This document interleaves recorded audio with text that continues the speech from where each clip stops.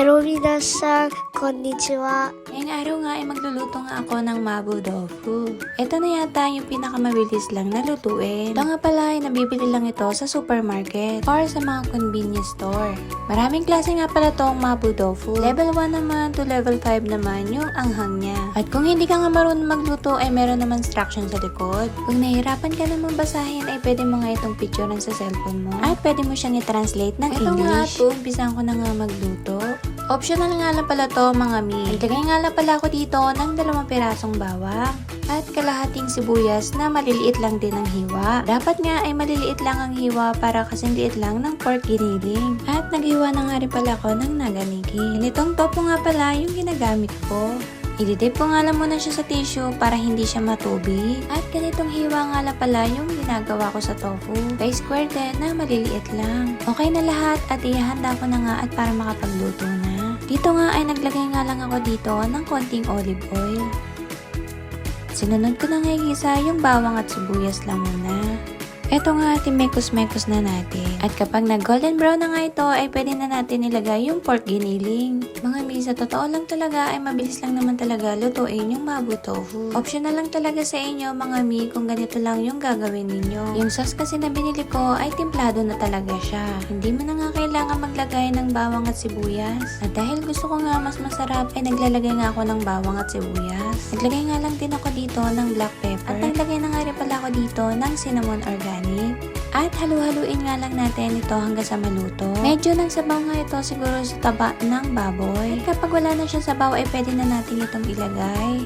Ito nga pala binili ko mga mi ay sauce lang. Meron po kayo mabibili nito na meron na siyang halong giniling. At tofa na lang din yung ilalagay ninyo. Kapag natikman nyo nga ito ay sobrang sarap nga. Mapapa-extra rice talaga kayo dito. Kung tititigan nyo nga yung sauce ay ganito nga yung texture niya. Wala siyang masyadong halong giniling. Kahit hindi ka na maglagay ng mga ingredients ay templado na to. Halu-haluin nga lang natin ito at hintayin natin kumulo ng mga ilang minuto. Lahat nga ng nilalagay ko rito ay optional lang din sa inyo mga mi. At pagkatapos nga ay tikman nyo kung tama lang yung spices sa inyo. Akin nga ay naglalagay pa nga ako ng olive oil. Ito nga yung favorite ko na olive oil na sobrang anghang din. Bibili nyo nga pala ito sa Jolly Pasta Restaurant. Tapos naman po ay ilalagay na nga po natin itong tofu. Ingat lang sa paghalo kasi sobrang lambot talaga ng tofu rito sa Japan. Gentle nga lang po yung paghalo ko dito. Ito nga palang mabu tofu ay pwede rin pala siya sa udon. Pwede rin po pala siya sa ramen. Unang natikman ko nga ito ay sobrang nasarapan talaga ako. Kaya tuwing lalabas kami ay ito na nga talaga ang lagi kong in-order. Ngayon ko nga lang pala nalaman na meron din palang sauce nito kaya sa bahay na lang ako nagluto. Mas nakakatipid nga at sulit pa kasi nasa bahay ka na nga lang. Ihintay na nga lang natin ito kumulo ng ilang minuto. Sunod ko naman nilagay itong naganigi. Huli na nga pala ito nilalagay at para hindi masyadong lutong-luto. At dahil hindi na nga ako nagsayang itong sa freezer na kanina nga lang ang iinitin ko.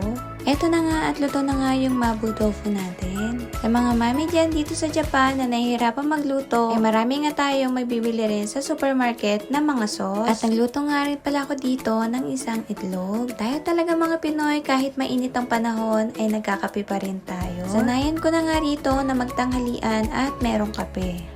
Tara mga mi, itadakimasu!